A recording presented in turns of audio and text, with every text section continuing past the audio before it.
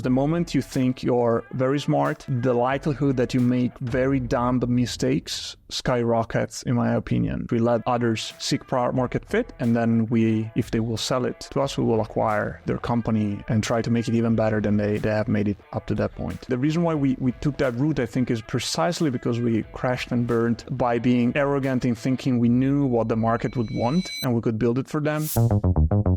Luca, I am so excited for this. I think Bending Spoons is one of the coolest stories that we've seen in recent times in startup land. So first, thank you so much for joining me. Thank you for having me. It's a pleasure. I would love to start with a little bit of context. What would your parents and your teachers have said about the young Luca growing up? How would they have described you? Well, parents are probably not a good source. It seems to me they tend to be biased. I would say my teachers probably would say that I was incredibly shy. Some may even say I was pathologically shy. Weird, I think. They were probably weird. And gentle, I think. I was considerate. Kind of very careful not to hurt people's feelings. Yeah, probably those three. I would have been described as weird too. Can I ask, did you feel like an outsider when you were growing up? I didn't have many friends at school, and it shaped a lot of how I do what I do. Yeah, probably. I really wanted to make friends. I couldn't for the first probably 10 or 12 years of my life. Yeah, I would say 10 years. I had major struggles socially. Not incredibly well-versed with socializing these days, but I definitely improved a lot. So yeah, I guess you could say an outsider. But an outsider who wanted to be an insider. It was an outsider because he was incompetent at being part of, of people's groups. Sorry for this weird tangent. Would you say you've become an insider, or you just accepted being an outsider? No, I think I had different phases. So I was, by your definition, I was probably an outsider initially who really wanted to be an insider. Then I became, kind of average, so make it an insider. Like I started having friends and being invited to doing things with others. And then as I grew older, particularly the last 5 or 6 years, I think I've become a little bit more of an outsider again, mostly because I find my bandwidth and my patience have become more limited, or perhaps I've been tested more aggressively. And so I learned to build more walls and more protections. One of your friends told me one of your points for improvement could be a willingness to accept more dinners and social events. So maybe they were onto something. I would love to start. I heard that you were at McKinsey and you were essentially sharing your salary with your co-founders to fund the early days of Bending Spoons. Can you just take me to that and those early days of Bending Spoons? So tell me a little bit about that. Yeah, that's almost true, but I would say it wasn't Bending Spoons. It was another company called Evertail, which I founded before founding Bending Spoons. It only lasted for about 2.5 years. So that was a failed startup, pretty, by the book failure. And I had two co-founders there, and all three of us also founded Bending Spoons plus 2 other people. Can I just jump in and ask, I didn't know that. What did you learn from the failing of that company? I think we learn a lot from failings. What did you learn from that failing? Oh, well, many things. I would probably say 2 in particular. One is the importance of building a good team. At the time, we were quite naive and superficial in that regard. And we got lucky with some people, but overall, I think we were pretty unsophisticated. And the second one was to be very thoughtful as to what you build, or more broadly, what you do and why. I feel we had this idea and we just thought we were right and arrogantly got into execution mode. And of course, we crashed and burned. And you can still crash and burn even if you're thoughtful, but your odds are better. So I would say we learned to be more to do our homework a lot more and iterate more and faster. And how did Bending Spoons come to be then? So this company failed and the 3 of you went and go, what now? Yeah, so connecting to your previous question, so the 3 of us, we started it We didn't have any money, so we had this agreement whereby all three of us would look for a job, and then whoever got the most lucrative job would work and pay for food and rent, and the others would work full time. And then once we get an investment or some sort of ability to do without the financing from the person working, that this person would join full time. So I ended up getting this offer from McKinsey, which I took. I told them before accepting that, or as I accepted, that I meant to work in the startup part-time and then resign as soon as we hopefully got this investment. And I thought they would basically kick me in the ass and tell me to go away. But they were great. Actually, they told me, this is awesome and we love the ambition and sure, this works for us. And so I worked there for about a year, I think a year and 3 months, give or take. And then I was working nights and weekends in my vacation also on Evertail. I like to joke that once I joined full time, I made it fail very quickly. And then we immediately pretty much started Bending Spoons right there and then on the ashes of that startup. Can I ask, what was the insight with Bending Spoons? It was a straight off transition to founding Bending Spoons. What did you believe? What did you see? What was that opportunity set? With Evertail, we went the usual path. You have an idea for a product. You focus on building that. You hope it finds a fit with the market. It grows and you're successful and the rest follows.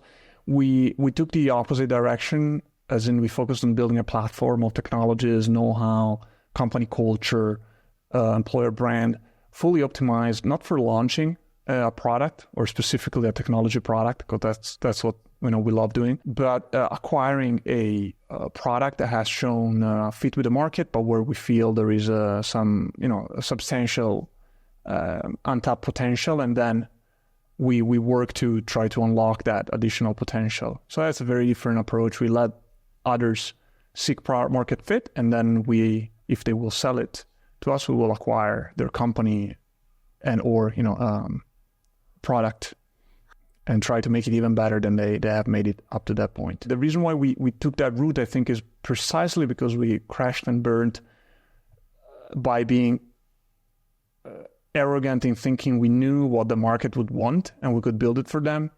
And it turned out we were wrong. And so we decided to see whether a different direction was more efficient for us. Can I ask a weird question, which is, how do you determine what has product market fit or enough signal to be interesting? Because things can be volatile, things can be transient, short term. How do you determine whether an asset has enough signal to be interesting to partner with? The assessment process is fairly sophisticated, but the very simple way of summarizing it is to say we like a user base, a customer base, a recognizable brand, or good positioning in a distribution channel. That's the short of it. What was the first product and how did you acquire it, given you didn't have funding or money? The company, we founded it with around $40,000, which was the leftover capital from Evertail. And then the venture capital firm at the time preferred to sell the money would have been theirs because they had liquidation preferences. It's pretty typical for a VC deal.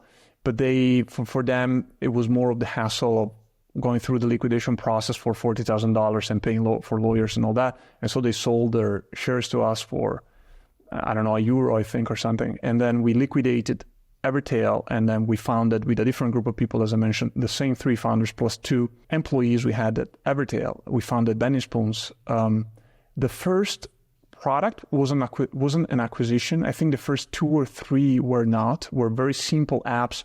The first one I remember because I coded it myself with one of my co-founders. I think it was called Fonzie. It hasn't been on the App Store for like probably almost 10 years. But it was a very basic fonts app. We built it in like a few days, and neither of us was an expert software engineer. So long story short, I think we made around $10,000 in all-time revenues from that particular app. Launched another 1 or 2, maybe one slightly more successful, maybe made $100,000 from it. But soon enough, we made our first acquisition, I think early 2014. So we're talking maybe 6 or 7 months into the startup at the time. It was for a keyboard app, paid $15,000 for it. And we managed to make it grow a little bit. And then I reinvested the proceeds into building, a team and learning a few more things and building some in-house tools. Bought a new slightly more, high potential, larger app. And, rinse and repeat, compounding all those things over a decade now. I mean, we're going for 11 years in a few months. We've gotten to a much bigger scale. Luca, when did you know that you had something? When did you sit down with your other two co-founders and go, this is working. We have enough signal? Yeah, it's a good question. So on the one hand, we were pretty confident early on, but it was mostly based on some observation and first principles. We didn't have a track record. On the other hand, I tend to be paranoid by nature, so I always second guess myself and wonder if there isn't some huge risk lurking in the shadows. So I don't know. I'm never, not even today, am I massively confident. So I think our level, at least my level of confidence, I can't really say for the others, but has more or less remained between decent and good, but it was never super high or super low for the whole of this decade. Do you think that's a European mindset? And I don't mean that rudely, Luca, but I spend so much time with US founders, and it's just, we're going to dominate from day one. We're going to change the world. It's all going to work. Do you think that's an inherently European mindset of being much more even? So I don't know. I would say the level of ambition has been wild since the beginning. We pretty much day one, I remember I was sending emails to people we wanted to hire, and we were claiming and it was really honestly so, that our goal was to build one of the best companies of all time, one of the largest, most admired, and positively envied. This was when we had nothing, okay? So that was, of course, ambition is quite subjective, at least from my perspective, as high a level of ambition almost as you can have. So we didn't lack ambition, but yes, maybe we were not bullish about our ability to get there, which might be a European trait. I'm not sure. I really don't have a benchmark. In terms of the bootstrapping nature, why did you decide to bootstrap? You were three very smart guys. I'm sure you could have raised. Why did you, in those kind of in-between periods, 2014 to 2019, why did you not raise? So I don't know, we could have. I guess you can always raise, but I don't know that we could have at sufficiently appealing terms. Consider that we founded the company, well, we founded it in Copenhagen, Denmark, but we moved it to Italy pretty soon after. And so we were three people with a failed startup behind us, building a technology company in Italy, which had a negligible VC scene and attracted absolutely no interest from international venture capital firms, with a strategy that was, as far as I can tell, unheard of. To this day, I don't really have a comparable company. There are, of course, you can come up with examples, but nothing that's really spot on like exactly what we do. And so we felt our likelihood of attracting capital at sufficiently appealing terms was very low. To this, you have to add, we really wanted to build this with a multi-decade view, and we felt that it was quite dangerous to relinquish control so early. Of course, we would have done it had the terms being sufficiently appealing. And lastly, we could afford not to. That's a big factor. If you are building a business that's losing money and you expect it to lose money for a while, then there's no other way, right? For better or worse, we had a model that maybe was more. It's not the fastest growing model. We never grew by 300% in a year ever.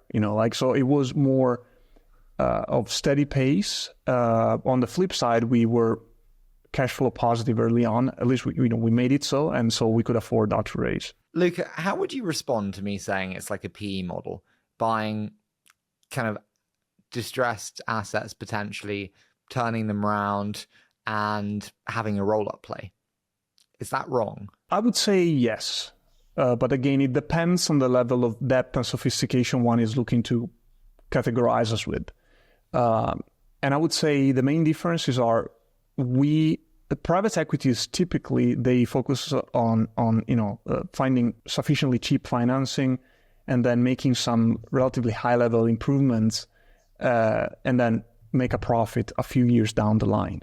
In our case, we are incredibly hands-on. So unlike a private equity, we generally rewrite the whole software, or at least the most critical parts of the code base. We completely changed the IT architecture. We redesigned the user experience and the user interface. We add lots of features, remove other features, revise the marketing and monetization dramatically. So you could say it's almost like as if we built a product to launch it, but we do so on the foundation of an existing customer base or brand. So incredibly hands-on. In fact, if you look at us, a private equity in their team, they will have almost all of the people will be investment managers, for lack of a better word. In our case, out of 400 people, at least 300 are software engineers, AI researchers, data analysts, data scientists, product managers. So we are a product and technology company, operationally speaking, but we do have a second soul, and it's the capital allocation soul, which is the soul of a private equity. So I think we're a hybrid. It's almost like a private equity had a baby with Google or something like that. That's the closest metaphor I can come up with.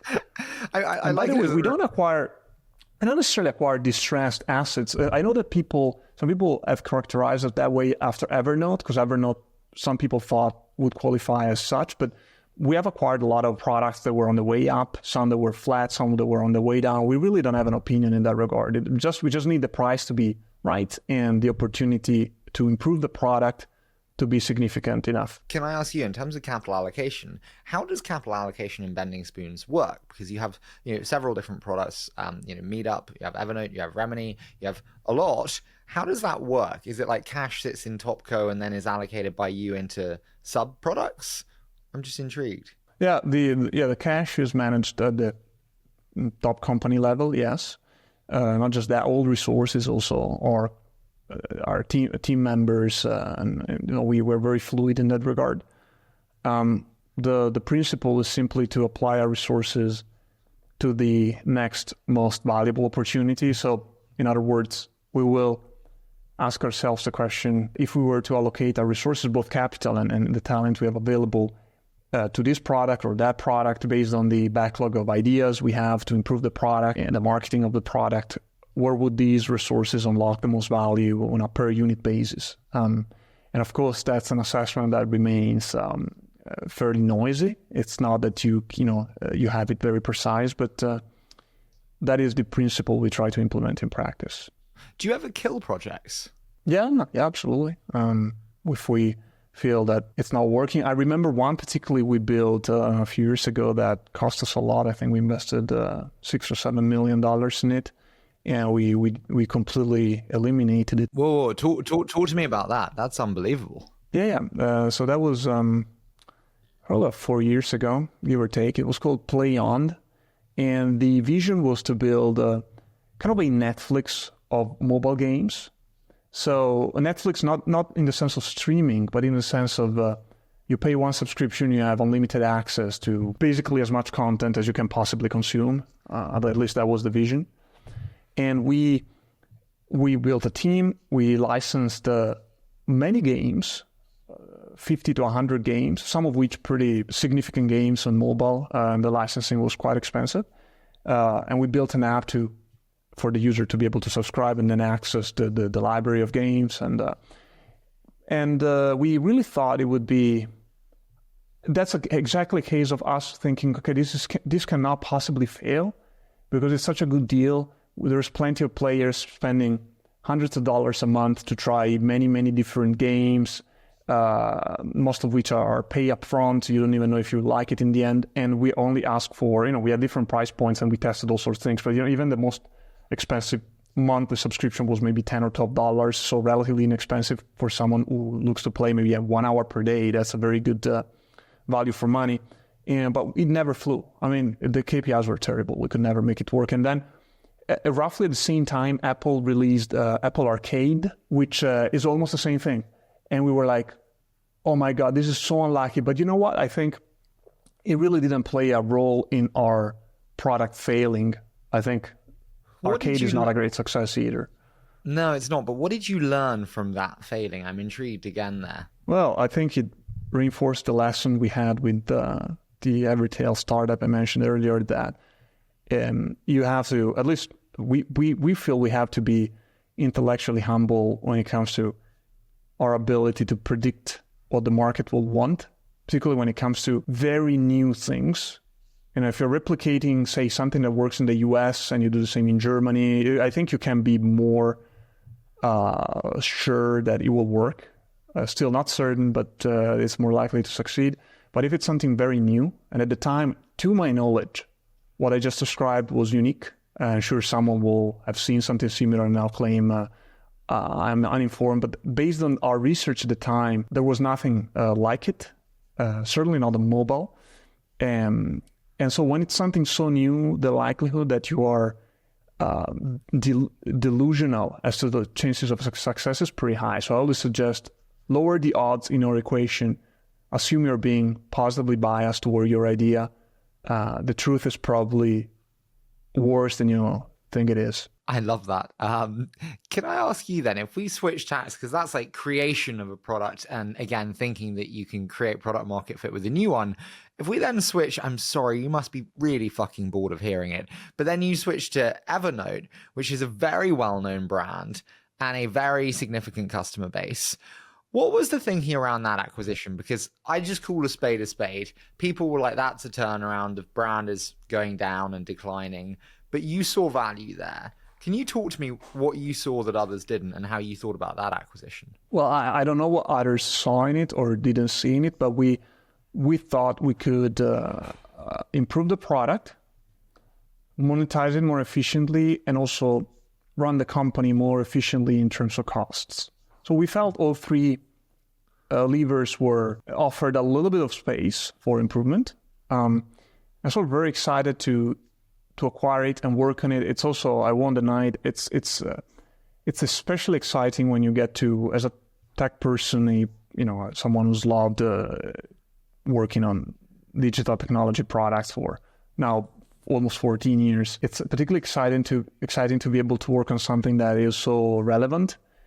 Sometimes people have characterized Evernote as you said, kind of on a decline, and it can be true in some ways, but it's still as used or more used than a lot other brands that people think are more successful or cooler. And I don't want to name names, but Evernote is very important. I mean, there are millions of people who have built their professional workflows on it and use it every single day and have thousands upon thousands of notes.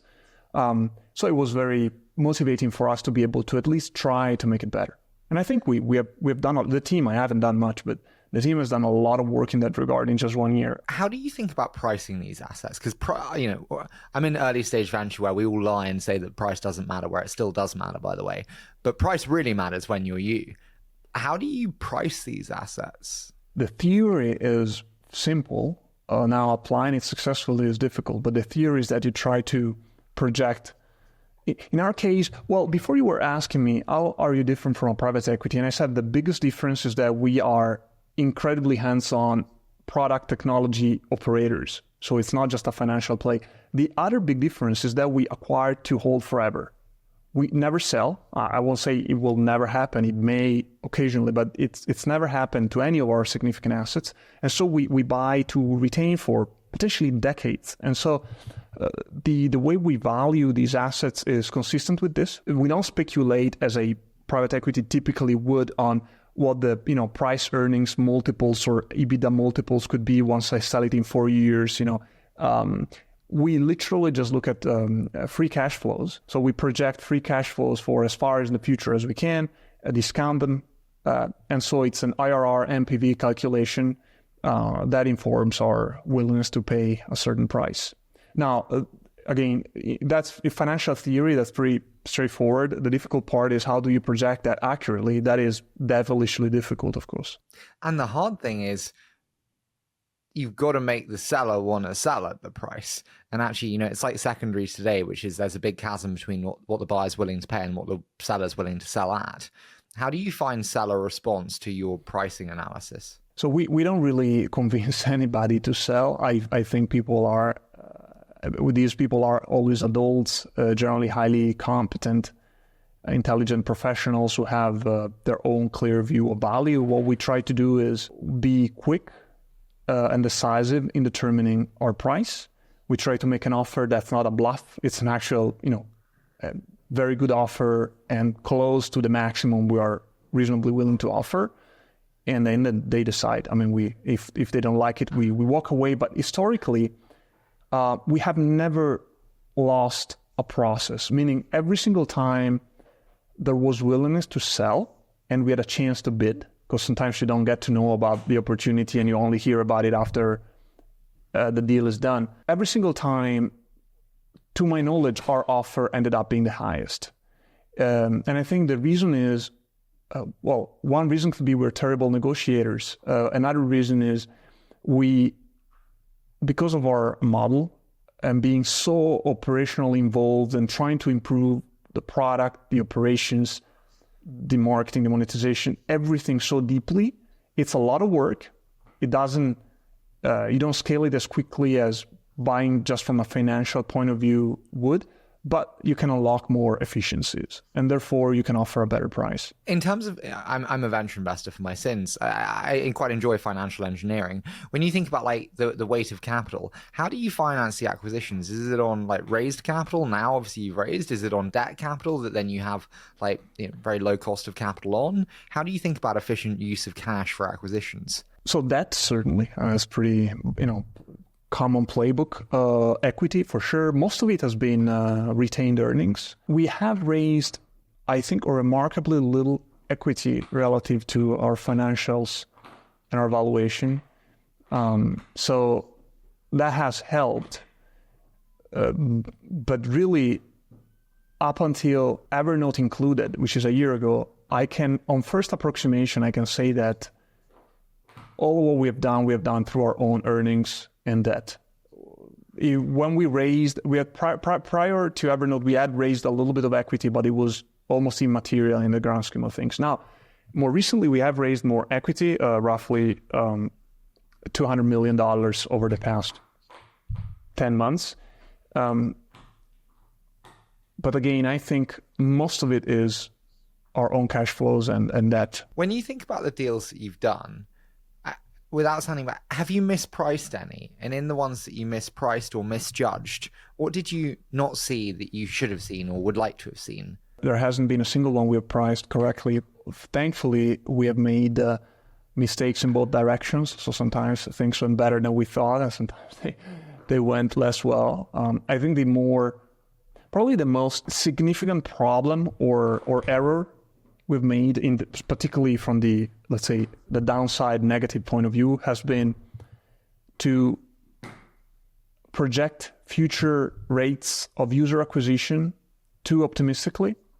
Of all the important KPIs in determining the success of a product, in internet product at least, I would say rate of user acquisition is the hardest to project accurately by a huge margin, at least in our experience and based on what we know today. So at least once, it's happened multiple times, at least once we were way too optimistic with that, and ultimately the returns from the acquisition turned out to be much, much worse than we had anticipated. Why is rate of user acquisition so tough? I'm sorry to ask, but they tend to be quite baked assets. You've got historical data, you've got very baked customer acquisition channels. Why is it so variable and volatile to predict? Few factors. One is it depends on more drivers than other key, let's say, inputs to the success of a product. And these drivers tend to be outside of your control more than drivers that are behind other key factors. And so the combination of more, basically, if it's an equation, you have more variables and you control them less. And so your ability to then force the future, the direction you want it to go, is lower. So when you make a mistake there, you don't have an opportunity to fix it. Whereas in other cases, maybe you thought something, you could achieve something, and you thought it would be easier. It turns out to be harder, but you can go the extra mile, allocate a few more resources, somehow you get there. But if the rate at which you're acquiring users isn't where it needs to be, often there isn't much you can do. I mean, you can spend more in advertising, but you're going to lose money. Otherwise, you would be spending it already, right? So the problem is you can't find ways of acquiring users efficiently, and that has to be the end of it. You just accept the trajectory. Do you find scale network effects? And what I mean by that is, given the portfolio of products, there's cross-promotion, referrals, the ability to increase one's distribution. No, not a factor. Not a factor. No, at least maybe it's because we have failed to leverage it, but in our case, no value coming from that. In the one that worked out really well, what were the lessons from that? We spoke about kind of the challenge of predicting user acquisition. In the one that went to the upside, what was the lesson from that?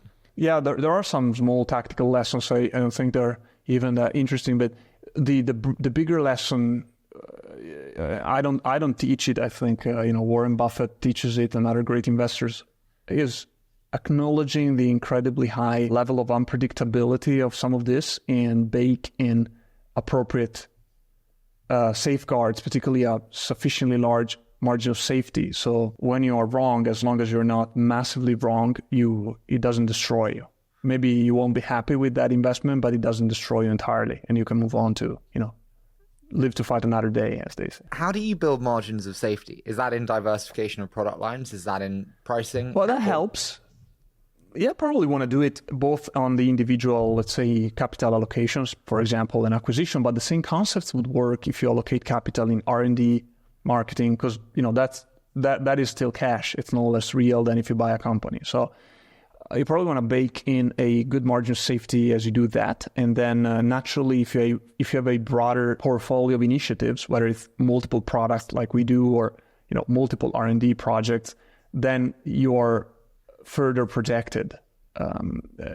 Statistics are on your side, but risk assessment and mitigation is a fairly complex topic. I think we could talk about it for hours, but I think that's the high-level concept that I would recommend following. What do you know about risk and risk mitigation today that you wish you'd known 10 years ago?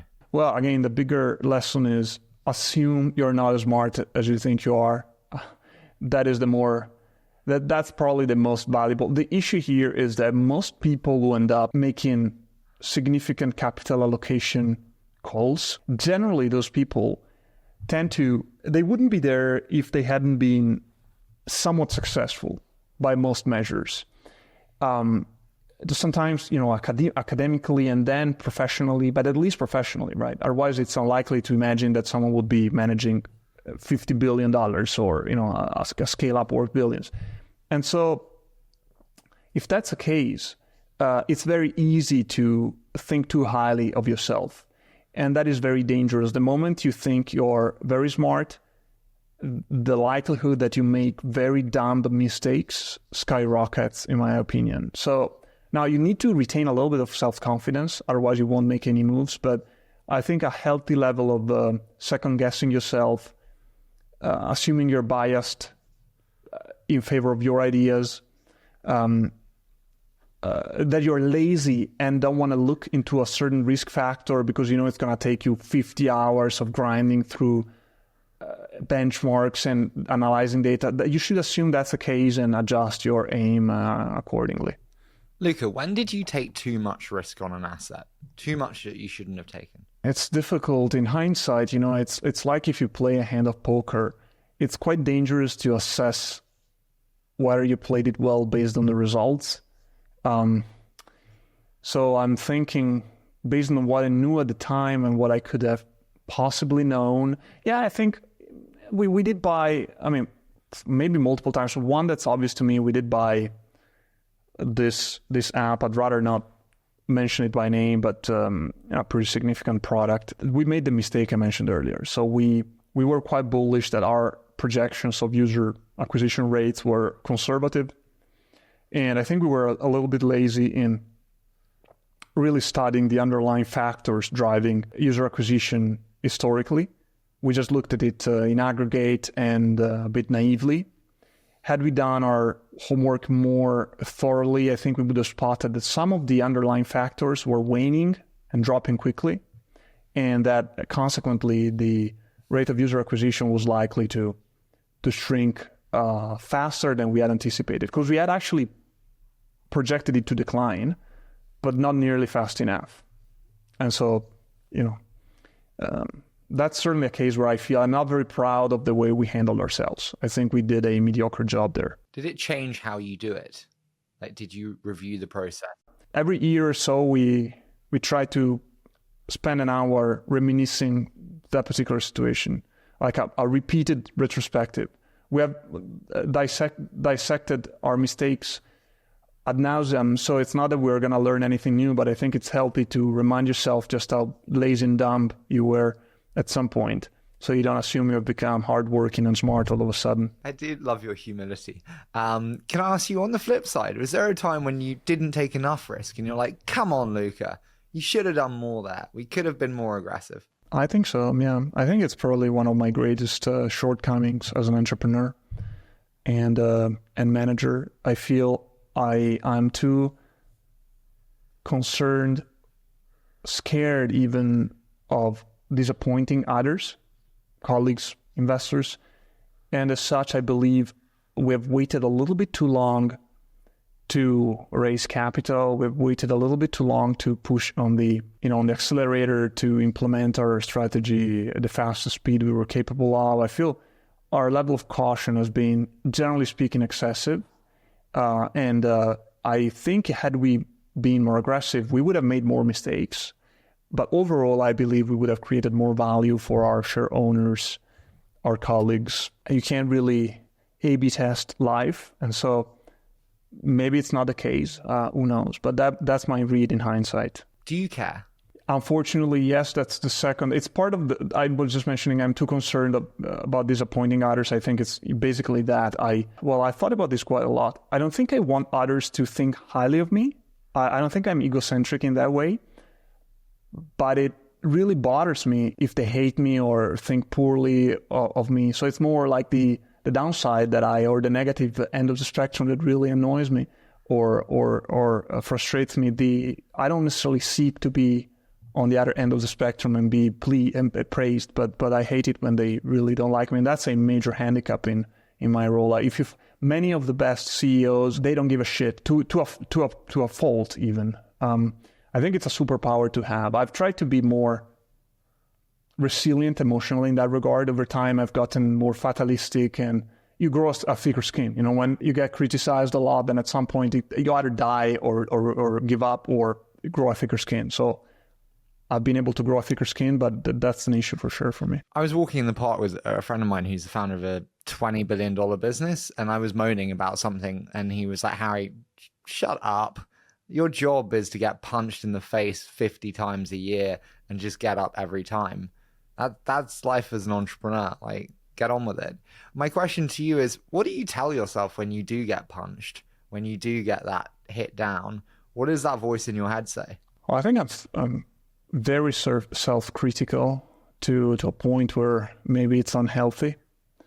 I wouldn't recommend that necessarily to others, but I don't think it's part of my character to give up. Now, at least in the situations I've been so far, because there's always something harder, and maybe there's a point where you break down. I don't think I can claim to have gone through the truly difficult things in life that some people have to go through. My challenges have been business related, which I find are, frankly, luxury problems to have. It's almost I've been in the situation where I was complaining particularly to other people in similar roles, and then in hindsight, like you were just telling about you and your friend, but in hindsight, I think it's irritating that people like you and I complain about these sort of things, because we really are privileged. I mean, come on, we were born and raised in somewhat affluent countries, and clearly had a chance to try our hand at things that are certainly not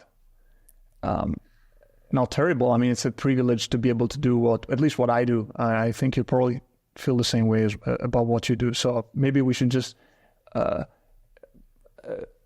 should probably just take a step back and have a laugh. The real problems in life are not these ones. Absolutely not. The life of a venture capitalist is brutal, Luca. We are positively suppressed as a class of people. No, I completely agree with you. My grandfather, I found out, earned like £7 an hour shoveling gravel on a golf course at 82, and I was like, you know what? A little bit of perspective is important. I want to touch on, and there's worse than that. I mean, that's the thing. That's not even as bad as it gets, you know. So anyway, I think we agree. I do want to touch on the people around you, because so many people told me about the talent density that you built. And you mentioned before to me about talent and motivation density. It's quite a specific use of words, actually. It's not like, oh, we have great people. What did you mean by talent and motivation density? Yeah, I think so. We built a framework internally to describe exactly these sort of things. But the short of it is that 3 important components are talent, which is how good you can be.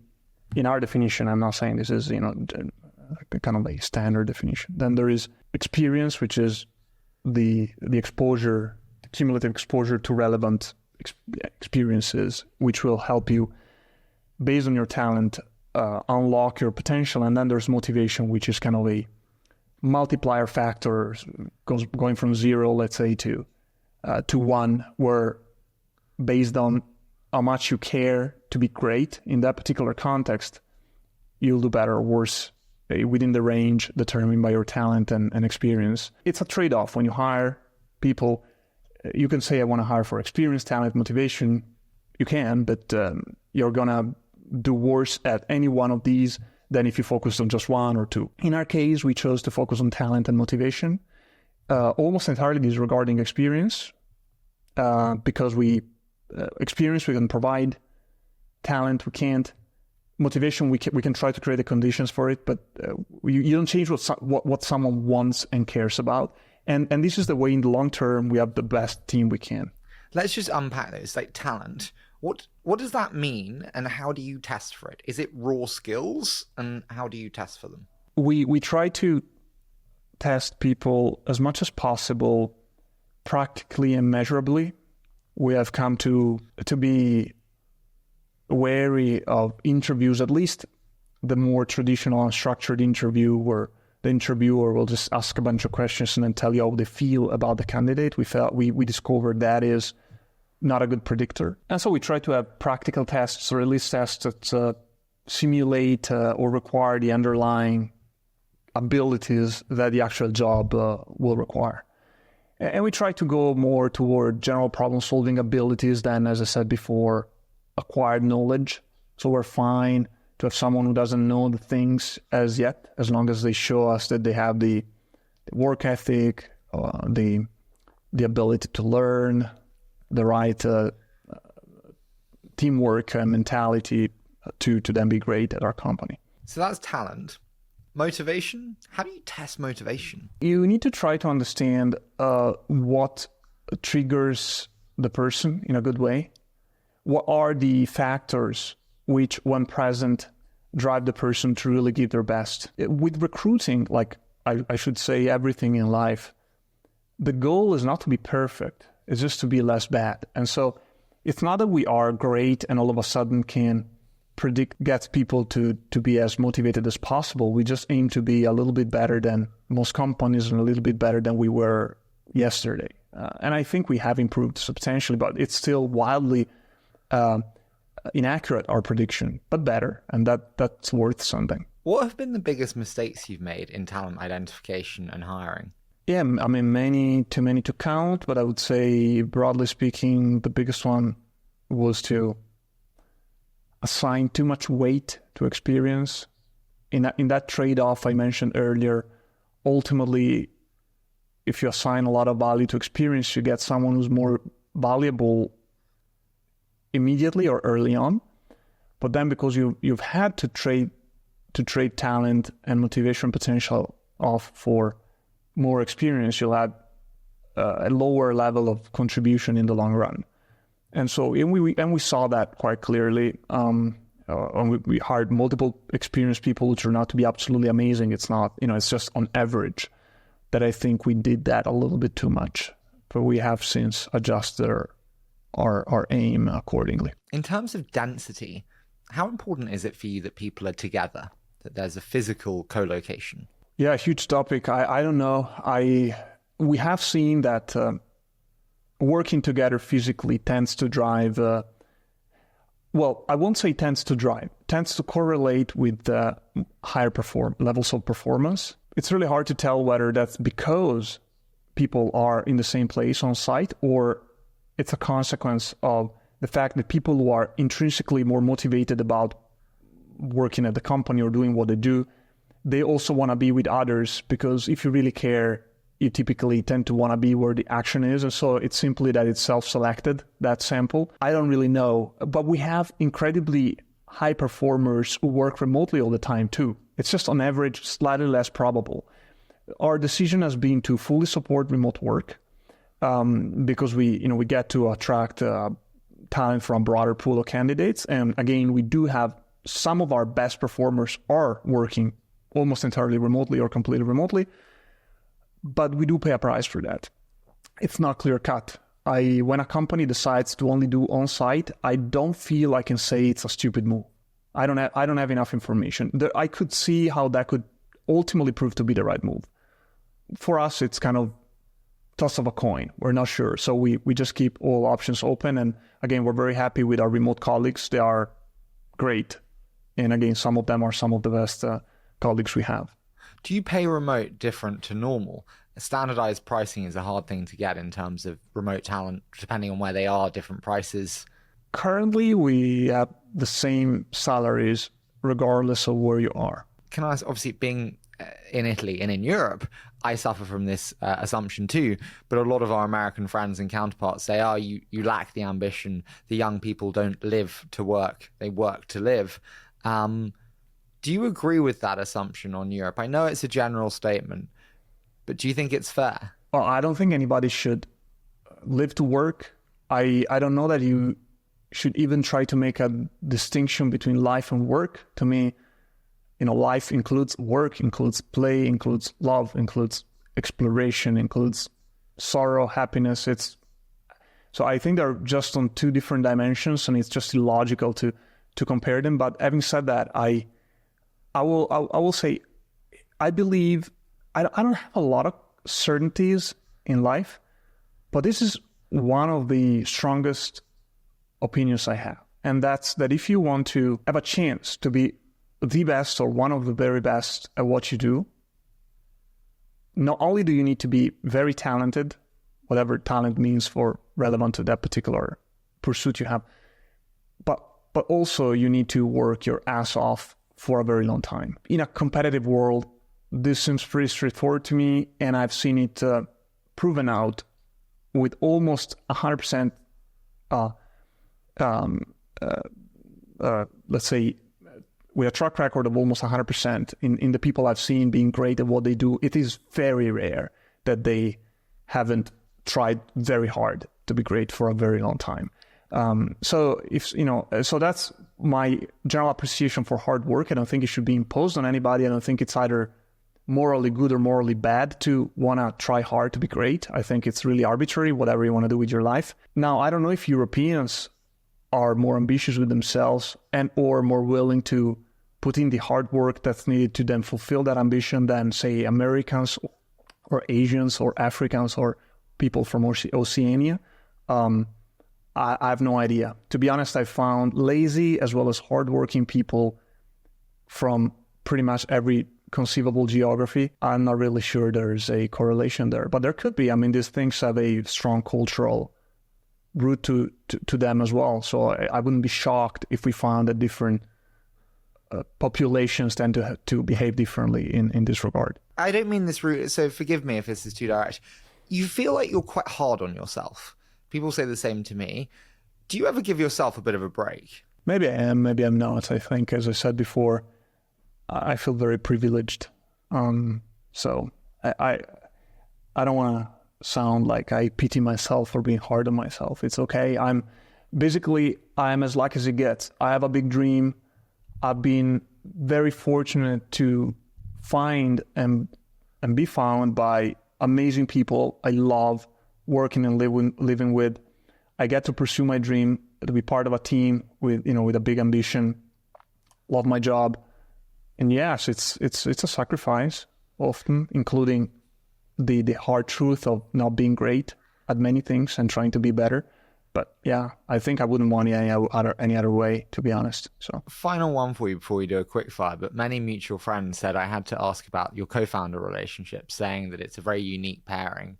What have been some of your biggest lessons on what it takes to have a great relationship with your co-founders in the way that you do? If you were Italian, I would tell you that it takes a lot of culo. You know what it means? No. So that translates to ass, like the body part, and it means a lot of luck. A lot of luck. I could tell you that I was very thoughtful and I engineered my co-founder relations, but the truth is I got lucky. I had been friends, particularly with one of them, for the longest time before we even started the first startup, and then we went through, again, from the entrepreneurial perspective, quite a bit of hardship together. A failed startup in which we had poured our hearts and souls for multiple years. And the relationship didn't fracture, but actually got stronger in those lowest moments. And that is the best proof that you have something to build upon. How did you choose your investors? They're another form of partner, capital partner. How did you choose your investors? Oh, I mean, it was easy. Nobody else would give us money, so no, sorry. I'm joking. No. I mean, there have been different moments in which we welcomed new investors, and the answer would change a bit. But for the sake of brevity, I will say we have some advisors we trust. One, for example, is called Allen & Company. It's an equity M&A financing advisor from the US. Excellent. I guess it changes from partner to partner, but I think the firm is great in general, and the partners we work with are awesome. So that they know a lot of investors. They've seen them in different situations, particularly the shitty ones where you really see what sort of principles they abide by. Because it's easy to be lovely when you've been generating great returns, but it's a lot harder to be professional and fair when things aren't going that well. So they provided us with a short list of firms they thought highly of. And then we had a few relationships, so we added a few names to that list, and then we went through a process of they studying us studying them, and talking to people who had them as investors for a long time and had difficult moments with them on board, and ultimately, it was a mutual selection. Is there anything that you do differently about the fundraising processes, having been through them? Different things on negotiation, on price, on length, anything that you would do differently? Yeah, I think you want to create a certain level of competition if you can. I think I'm very happy with the investors we have. I will say we could have obtained better terms. I mean, I think we had good terms, with better terms early on, and we could have closed faster had we created a little bit more competition, because often what they tell you, and they might actually mean it, the initial enthusiasm, you always hear, this is awesome, we're definitely going to invest, we're going to cover the whole round, you don't need to talk to anybody else, this would be amazing. And then once due diligence starts, there's always a tendency to then commit a little bit less capital, try to walk back on a few of the key terms. And if you don't have any competitive tension, it's hard to avoid that from happening. But if you have a reasonable amount of competitive pressure, then and you keep it up all the way to the end, big mistake is to just base your selection on the early feedback and then wave goodbye to all those you don't plan to take on board and proceed only with the one or two that you plan to take on board. You shouldn't do that. Just keep a broader spectrum of parties involved up to the very end when you're signing, if you can. That's probably my most useful piece of advice on that regard. What's the immovable term for you? You mentioned terms that are important. Is there one that's like, hey, no mas, not going to budge on that one? Well, it changed each time, but I would say one that's stayed the same throughout our rounds was liquidation preferences. All our share owners, myself, our institutional investors, are colleagues who got equity through their working at the company. Nobody has any liquidation preferences, so we're all on equal terms economically.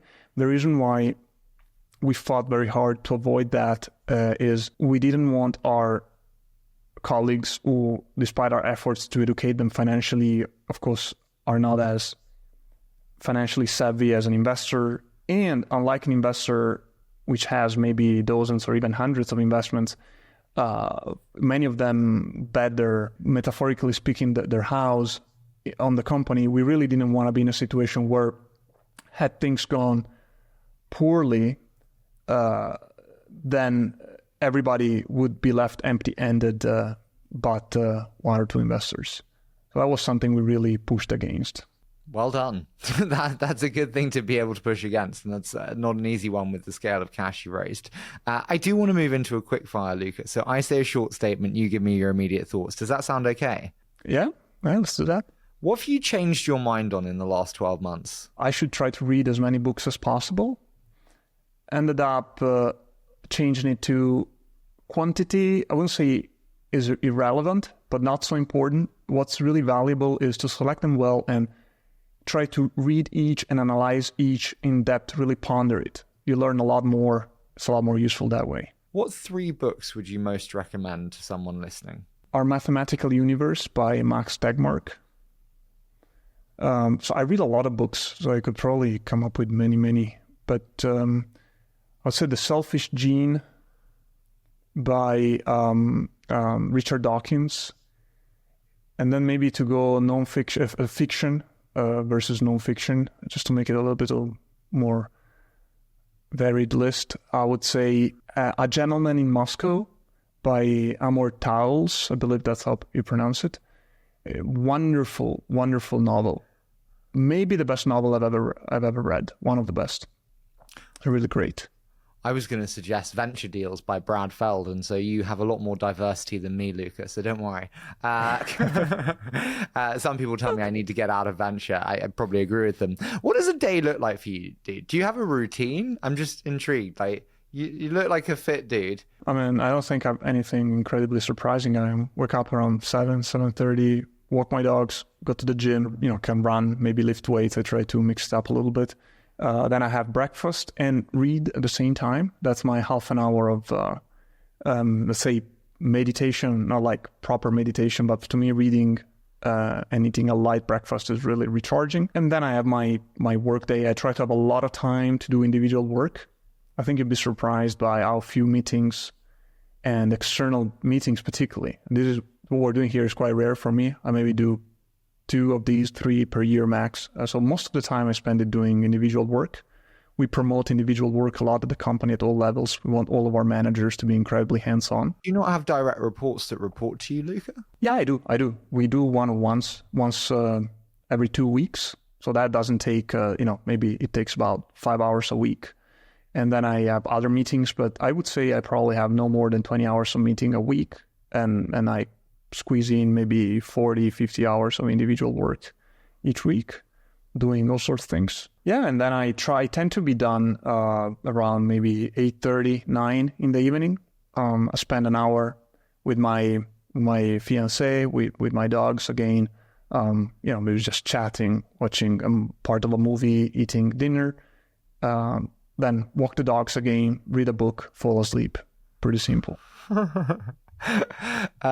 Tell me, if you could choose one person as a board member, who would it be?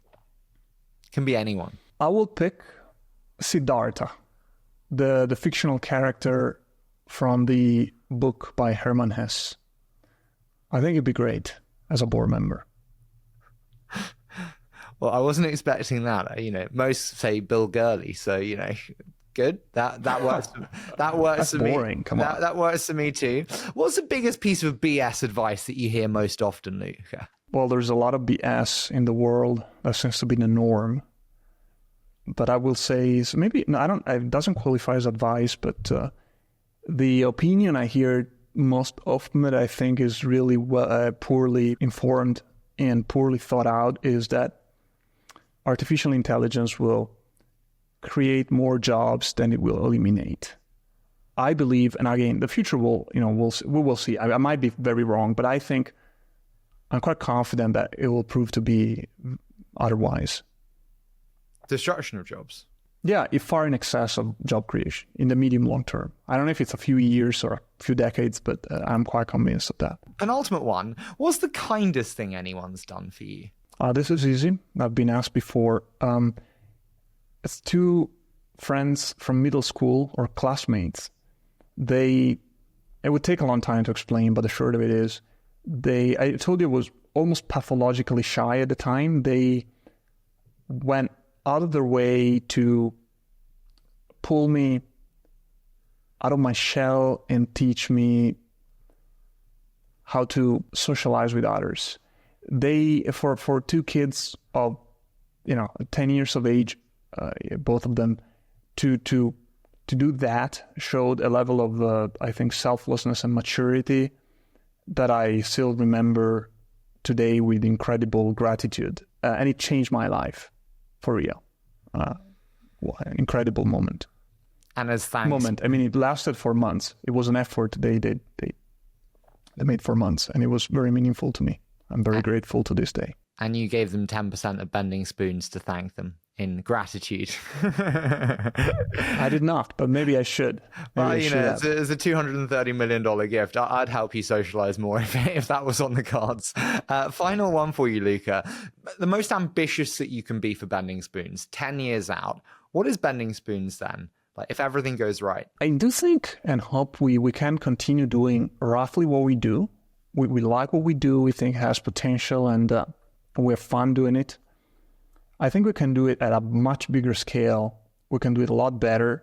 And I hope that we have developed a level of competence and accumulated enough resources that we can increasingly tackle or increasingly find ways of